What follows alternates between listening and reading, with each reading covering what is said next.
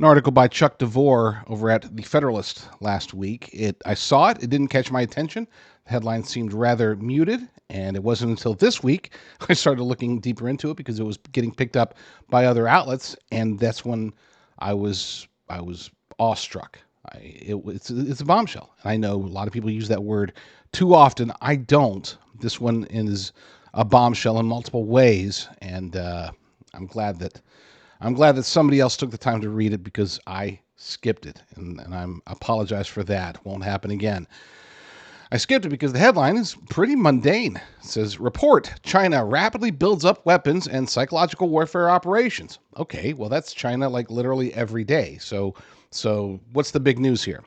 And then you look at the subheadline, China's military buildup and cognitive warfare strategy are clear indications of its intent to defeat the U.S. and its allies by any means necessary. Once again, ho-hum, nothing here.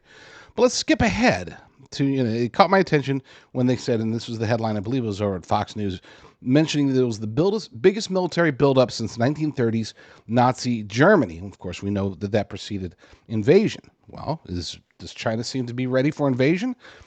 You tell me. Listen to this. Let's skip ahead to the missile expansion and strategic modernization. China has rapidly expanded the People's Liberation Army. Oh, and by the way, this is a report from the Pentagon. This isn't just Chuck DeVore, being Chuck DeVore. This is from the 2024 Department of Defense China Military Power Report, and an analysis also done by Bill Gertz over the Washington Times, which I also skipped. But so according to this, China has rapidly expanded the People's Liberation Army rocket force arsenal, adding that we know of some 50 new intercontinental ballistic missiles, ICBMs, capable of striking the continental U.S. for a cumulative total of 400. It's over a 14%, around a 14% increase. That's not small. Intercontinental ballistic missiles are not cheap. They can be extremely powerful, obviously nuclear, and they can reach us here in the United States. They also added 300 medium-range ballistic missiles and 100 long-range cruise missiles. Again, preparing for war, it appears. More than 600 operational nuclear warheads. Let me repeat that in case you think I'm skipping past it too fast. More than 600 operational nuclear warheads. That's more than half. Or that's more than double what they currently have. That is projected to surpass 1,000 by 2030. Hypersonic missiles, like the DF-27, capable of evading U.S. missile defenses and targeting Guam, Hawaii, and Alaska. China's Navy, already the largest in the world with 370 ships and submarines, is expected to grow to 435 by 2030. But it's worse than that. They're also getting into, or expanding on, their cognitive warfare and psychological operations. This is something that we've talked about a lot. We will continue to talk about a lot in both, and they are separate, by the way. Cognitive warfare and psychological operations, I think, sometimes get conflated, but they are two different types of attacks. You can have an attack that is cognitive warfare combined with a psychological operation, but they can also be distinct. According to the article, beyond its conventional forces, China's adoption of cognitive warfare poses a significant threat. This doctrine focuses on manipulating information to undermine adversaries' decision-making processes. Cognitive warfare features tactics right out of a sci-fi film, all enabled by powerful AI tools.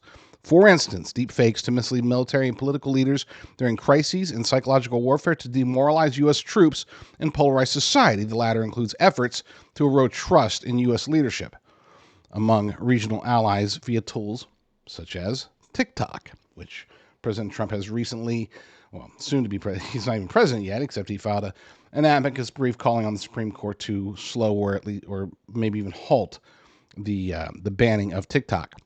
PLA researchers are also developing advanced voice synthesis tools for low-cost, high-impact disinformation campaigns. These operations reflect a strategy designed to win conflicts without direct confrontation, targeting the minds of adversaries rather than their forces, Sun Tzu would approve. And of course, the timing of all this is very concerning. Right now, China is in the middle of a tremendous economic downturn. I mean, they are as close to collapse as they've been in 4 decades. And when a country, especially one like China, when a country is close to to collapse. They feel like they are close to losing control of their nation, and that's when they can get desperate. That's when they can make very radical decisions to try to retain power, save face, amongst other things. Push the pride of their nation. This could mean an attack on Taiwan. It could mean an attack on Japan or the Philippines. It could mean an attack on the United States of America. And so we should not dismiss this. We should not downplay this as, just China doing saber rattling. It would be different if we were hearing this on public display from China. But this is the report from the Pentagon. So that tells us one of two things is happening. Either the Pentagon is trying to scare us, and I wouldn't put it past it.